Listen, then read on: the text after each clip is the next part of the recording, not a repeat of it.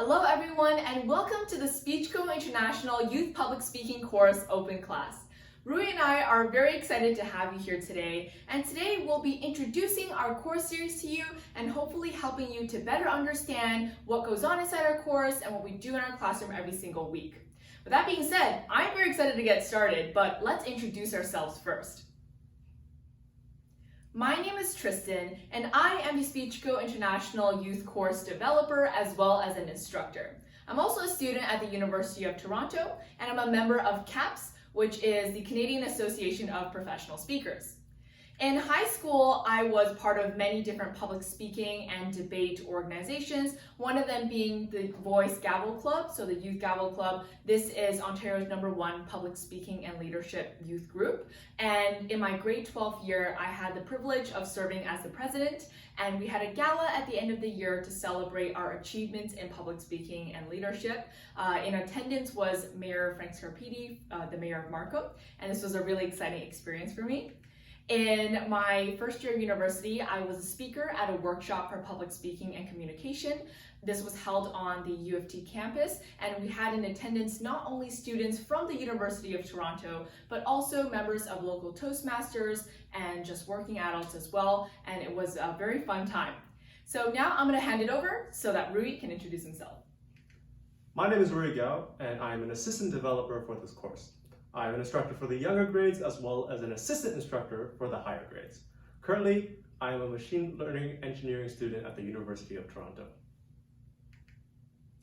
Our presentation today will be split into 3 portions. The timestamps for each part will be in the description below so that you can skip ahead to whichever section you're more interested in listening to. The 3 sections are as follows. The first section is the importance of public speaking for kids. The second section is the SpeechCo approach to public speaking, so our philosophy and the way that we design our courses. The third section is where we introduce the course series a little bit and take you inside our classroom so that you can see just exactly what we do. All right, let's get started. So our first section is on the importance of public speaking for kids. So in talking about this, we have to answer 2 questions. Firstly, why learn public speaking and communication? And second, why kids? So to answer our first question, why learn public speaking and communication, we look at first that humans are social creatures. From the dawn of time, we depended on others, whether that be our family, our friends, or even our larger community. And to maintain this and to thrive in society, we need to learn how to communicate. And that leads me easily into the next point, which is relationships. Any successful or fulfilled adult will tell you that that was because they had strong relationships. They had strong relationships to their family, to their friends, and also business relationships with their coworkers, with their employers, and as well maybe even their employees. To develop these strong relationships and to maintain them, we need to know how to communicate effectively and clearly. Finally, confidence and character.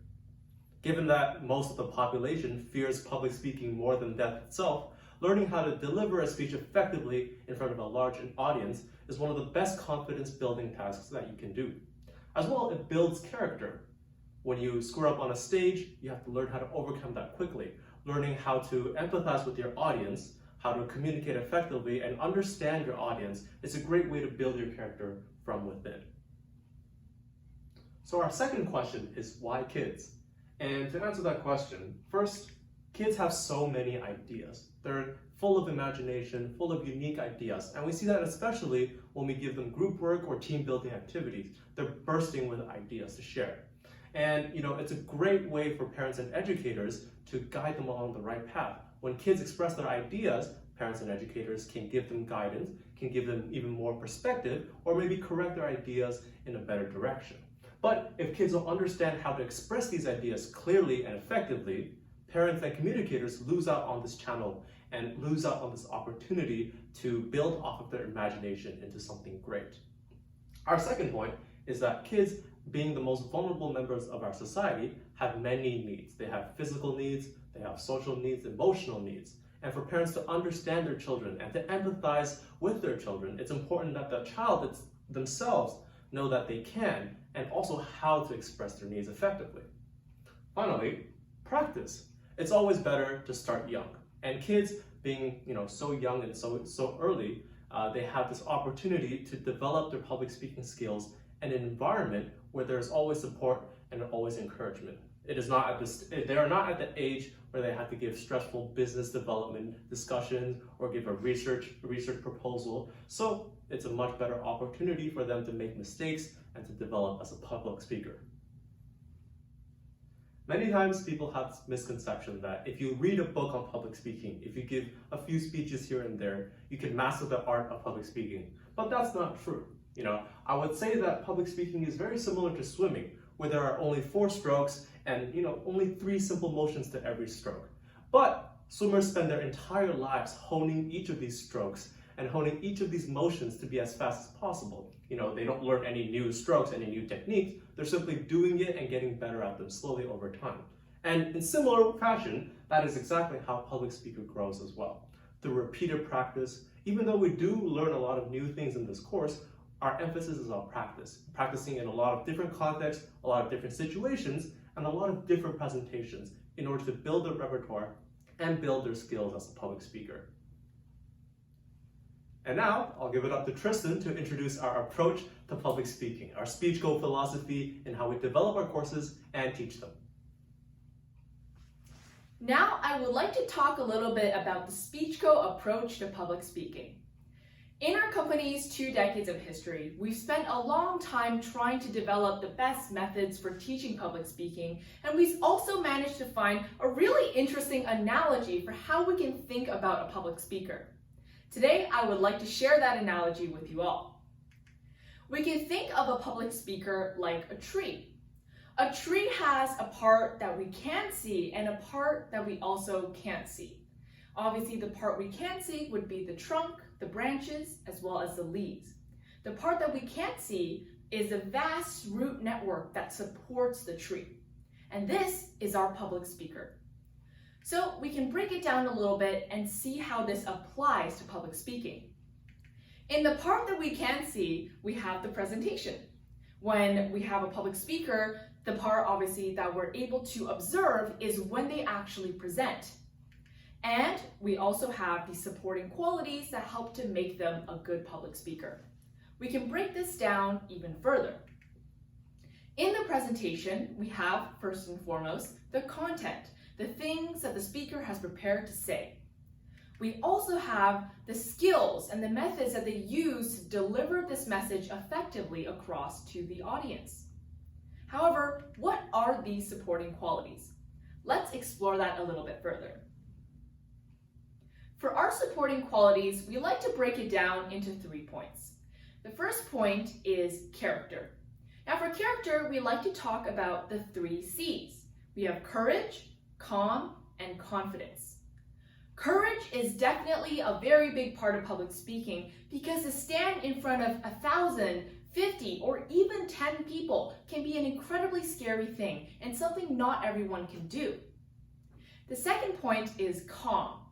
While we're standing in front of people, it can be very easy to get overwhelmed and anxious and to start tripping over your words. But being a good public speaker requires that you stay calm and collected and know exactly what you're doing and saying. Third one is confidence. To be a public speaker, you really have to believe in yourself and to believe that I can do this. I can get up and talk in front of all these people and they will be persuaded by my message. It's about believing in yourself. Of course, these are not the only aspects of character, but there's some very important ones that we chose to discuss today. Our second point is health. Health is not something that we often think about when discussing public speaking, but it can play a very big role. For health, we can break it down into 2 points, mental health and physical health. For mental health, it's very important because it can affect our anxiety levels when we're on stage, and it can also affect ways that we respond to certain unforeseen circumstances, such as mistakes, distractions, and even what we might consider to be failure. For physical health, that can also be very important because it affects the energy levels that we have on stage. As a public speaker, you need to have energy and passion when you're on stage, especially seeming passionate about the topic that you're speaking of.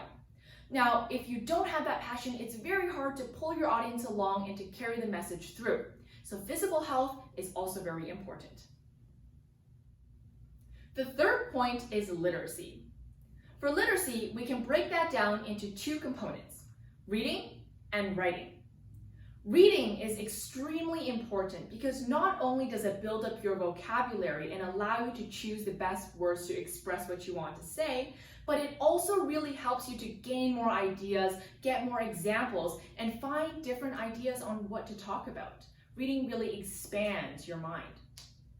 Writing is also very important because writing a speech can be different from writing an essay, but it's very important to be good at both of those things and to know how to write in different circumstances and to be able to describe things well. Now, we also offer youth courses for reading and writing, and these courses are by Dr. Bain. If you're interested in seeing Dr. Bain's open class on the reading and writing courses for youth, be sure to check out the link below in the description. Let's summarize a bit on what we discussed so far. A public speaker is similar to a tree. The part that we can't see includes the content of their speech as well as the delivery. In the root system, the part that we can't see, we have character, health, as well as literacy. At SpeechCo, we definitely try to develop this top part of the tree. So we teach our students how to craft a good speech and the skills and tricks with which they can deliver a really awesome speech.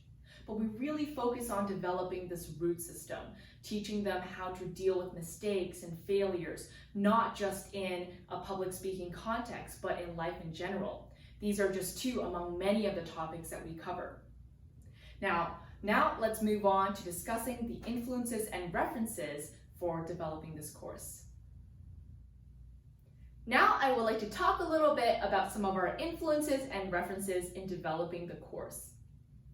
One of the main things that we reference is the company founder, Mr. Tristen Huang's over 2 decades of experience in the field of public speaking training. We also reference his over 10 years of exploration into the field of children's character development. As well, I reference a lot of Rui and mine's classroom experience because we continuously adjust and change the course based on how we see our students react to the material. Something else that we reference is a lot of professionals in the field. So we look at professionals in the field of child psychological development, as well as professionals such as Dale Carnegie, who are very recognized in the field of public speaking. Sometimes I will also reference the Ontario school curriculum to see what the expectations are for students at each stage in their school career. Now, I'm going to hand it over to Rui to let him introduce the course series. So now I'd like to introduce the SpeechCo Youth Public Speaking course series. We have several levels of courses that cater to anywhere from grade 3 to grade 12.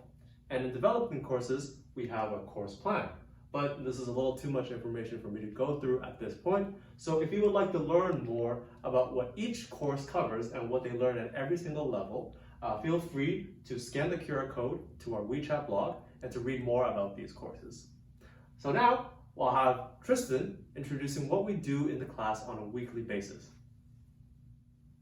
So now we've prepared some pictures to show you what goes on inside our classroom on a weekly basis. We often have a lot of interesting activities that challenge our students to work in groups, and it's always a lot of fun, and sometimes there are competitions as well. For younger students, oftentimes we do exercises with books, especially reading short stories, and we have them acted out or do different interpretation activities. These are very fun as well. Every week there are also presentation opportunities. For our younger students, for homework, they typically get something called show and tell, and there's always a theme. And for our older kids, it's more of written speech homework. And sometimes just to spice things up and make it a little more fun, we can have a mixture of show and tell and homework, and just to make things a little more interesting. In class as well, we have a lot of time to practice for the concepts that we learn, such as interviews, and there's always different chances to practice, and it's really the focus of our course. There are also sometimes challenges that we give to our students in teams, and they have to find solutions to that and do a group presentation to present their solution. This is an example where we learned about argumentation for debate, and some of our older students were working in groups to try their best at this new activity. Something that our students really love is snack duty. And this is where one student every week on rotation brings some snacks for everyone to share. We've had some really special moments with a lot of students bringing in homemade goods such as cheesecakes, cupcakes, macarons, and other things. One time we had a very special instance where somebody celebrated a birthday during our break time, which is also our snack time. It was a very special time for everyone in his class, and it was incredibly fun and really showed how much the kids really enjoy these interesting activities. I have to tell you a story before I show you the next picture. In my very first day of teaching this course ever, a couple years ago, I told the class for the first time about snack duty, and someone was very eager to volunteer. And he told me, I'm going to bring scrambled eggs and ketchup. And I thought, there's no way he's going to bring scrambled eggs and ketchup. So I said, okay, sure, just make sure you bring something for everyone to eat out of. The next week, he comes to class, and it's snack time. He pulls out his little lunchbox, and lo and behold, we have scrambled eggs and ketchup. And he brought cups and forks for everyone to eat out of. And what I thought was so considerate of him is that he recognized that not everyone's going to like scrambled eggs or scrambled eggs and ketchup. So he brought candy so that those of the students who didn't quite enjoy the dish he brought could have something to eat as well. And this just shows how considerate youth can be. Now, this is another class where they had a show and tell homework to bring something tasty. And it turns out that everybody brought enough for everyone to share, which again just goes to show how considerate they are and how much they just really want to have fun and make each other happy. A lot of our students also make very close friends when they're in class. So oftentimes, they get to know each other really well throughout the course of the year. And when it's time to go, it's always very sad, and they've made friends for many years to come. This year, we were dealing with the COVID pandemic, so we moved our classes online quite early, and we had a lot of very interesting online classes as well, with some very fun times and a lot of good speeches. We took advantage of, being at home and a lot of parents working at home as well to bring the parents in for Mother's Day so that the moms could listen to their speeches, which were about them. And this was a very special class that we had, which we typically wouldn't be able to do, with a lot of parents working on the weekends and not being able to come in person in class. We also played a lot of fun games on Zoom, so our teachers really had to figure out ways to adapt the games so that we can play them online and also find some new games that we can enjoy as well. Now I would like to pass it off to Rui to show you some of the students' feedback for this course. Now I'd like to share some feedback that we've received over the years from students and their parents. I won't be going over every single one in detail, but if you would like to take a closer look, feel free to pause. This is from a student named Jeffrey. He has been to many public speaking classes before, but he was impressed with how creative and fun the activities were in our class. Now, frequently we also get feedback from their parents as well, saying how much less shy they are, how much more outgoing they are at school and as well at home. And this is a piece of feedback from Jeffrey's mom. This is from a student named Ray, and he has also been to many public speaking classes before, and just like those, he thought that this one would also be boring and not exciting. But he found that not to be the case. He found us to have many exciting activities, and he genuinely enjoyed coming to class every week.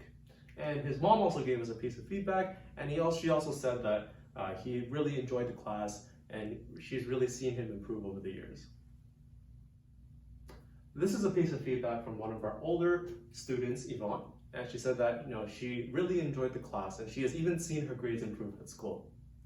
This is from a student named Sophia, and she has been with us for 2 years. And at the beginning, she was a little skeptical of the class, but throughout these 2 years, she's really become more outgoing, more comfortable speaking with strangers, and she has come to really enjoy and love the course.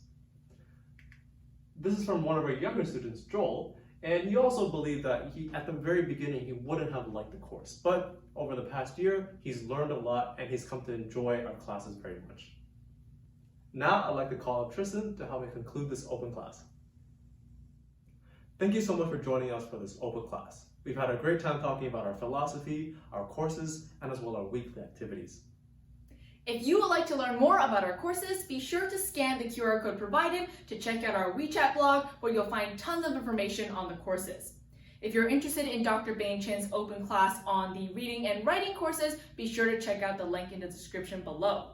Thank you once again, and we've had a really good time today. We hope you've learned something from this open class as well. Have a great day. Bye!